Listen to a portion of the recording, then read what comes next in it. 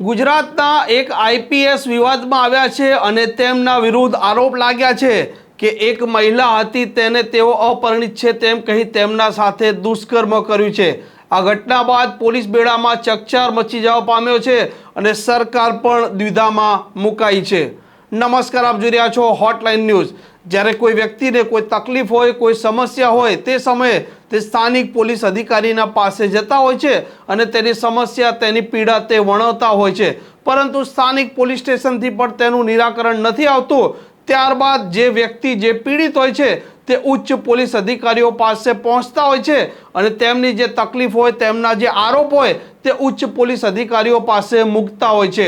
એક મહિલા વકીલ છે, તેમણે ગાંધીનગરમાં આઈપીએસ તરીકે ફરજ બજાવતા એક ઉચ્ચ પોલીસ અધિકારી પર આરોપ લગાવ્યો છે કે જે સમયે તે અમદાવાદમાં નોકરી કરતા હતા તે સમયે આ મહિલા વકીલને 3 થી 4 મુલાકાત થઈ હતી અને તે કામથી જ્યારે મળતા હતા ત્યારબાદ આઈપીએસે તેમનો નંબર લીધો હતો અને ગુડ મોર્નિંગ, ગુડ ઇવનિંગના તે મેસેજ કરતા હતા।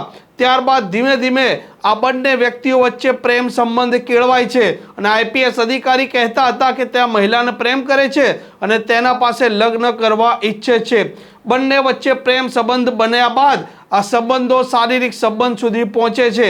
આઈપીએસ અધિકારીની અમદાવાદમાંથી બદલી થઈ જાય છે અને ત્યારબાદ તે અન્ય જિલ્લામાં જતા રહે છે, પરંતુ એક દિવસ આઈપીએસ અધિકારી તેમના સ્ટેટસમાં એક ફોટો મૂકે છે અને તેમાં તે લખે છે માય સન। ત્યારબાદ આ મહિલા વકીલ છે તે ગુસ્સે ભરાય છે, બંને વચ્ચે બોલાચાલી થાય છે અને આ મહિલા જે વકીલ છે તે આઈપીએસ અધિકારી સાથે સંબંધો તોડી નાખે છે।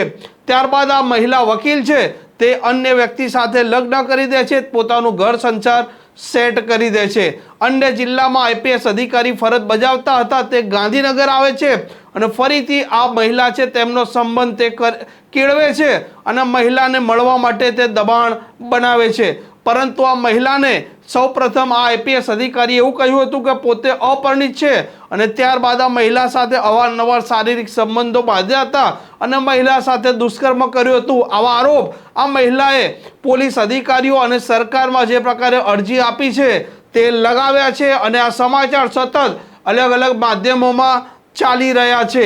ફરીથી આઈપીએસ આ મહિલાને મળવા માટે દબાણ કરતા હોય છે અને મહિલા અંતે કંટાળી થાકી તેના પરિવાર અને તેના પતિને વાતની જાણ કરે છે અને ત્યારબાદ મામલો પહોંચે છે ઉચ્ચ પોલીસ અધિકારી અને સરકાર પાસે, પરંતુ ત્યાં પણ એ પ્રકારનું કોઈ નિરાકરણ ના આવતા આ મામલો અલગ અલગ મીડિયા માધ્યમો અને સમાચાર સુધી પહોંચે છે।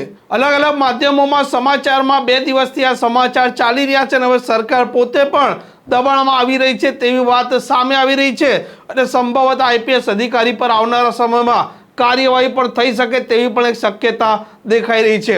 આમ ગુજરાતમાં આઈપીએસ અધિકારી પર આ મહિલાએ જે પ્રકારે આરોપ લગાવ્યા છે ત્યારથી પોલીસ બેડામાં ચકચાર મચી જવા પામ્યું છે અને ગુજરાતમાં પણ આ મુદ્દો સતત ચર્ચામાં છે। આ પ્રકારના સમાચાર જો આપને પસંદ આવતા હોય તો હોટલાઇન ન્યૂઝને સબસ્ક્રાઇબ કરવાનું ભૂલતા નહીં।